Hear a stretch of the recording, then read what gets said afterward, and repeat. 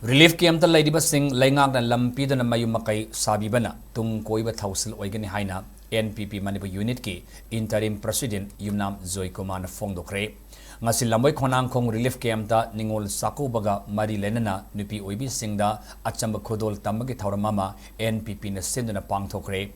NPP Manipur unit ki ITN frontal gi General Secretary Laitonjam Jayananda yaungna achamba khudol pot tamagi thauram aduda Yumnam Joykumar na makha taraduna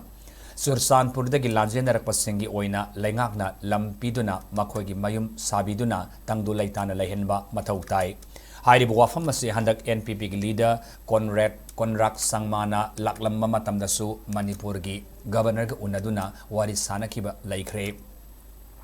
Fabricated house sabagi wahantuk laite karigomba NPP na Leingak sembada saruk yarabadi lanjendara kiba singi oiba Tung-Koina Leinagadaba lam amadi yum sabiduna hanagi punsi marilda hanjina naba honagani amadi ladiba atopa political party singnasu lanjendara kiba singi damak asirpa thabak paikat aningi sahi anirom ningthina pang thoba ngamlakhidraba ningol sakubana lakpada relief camp masida ladiba singdasu punna saruk yaminabagi wakhalonda asam khudol ponasi tammani haina fongdoki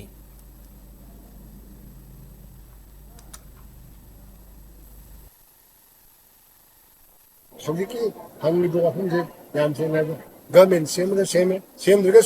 election laga mathangi laga government laga tanadi adubawda sigi sumaidona lego targeti paido kamu maka akoina paigadi khosoidon IDP ma'am sinje moigi leitribo kamu sinsigi Mayum-Makei leinaba lam leinaba government gi lenda ko pidaga sumaidon tono honagani have sumai thamjage adu the sunatana government of India ko take up toga special package wena prepared sabdi it is meaningless actually emotional attachment like you might be you have to be wakal like adu madu bi hangna ba adu mu henna ko so honagani have thamjage tai labor party sing jo moino paire amno paire gadi aiba labor theory kamusi ni taibo problem se masi se solve to adu the sunatana lebam sabam piga moigi means of livelihood se lehenna ba khona ni celebrity review I know it's not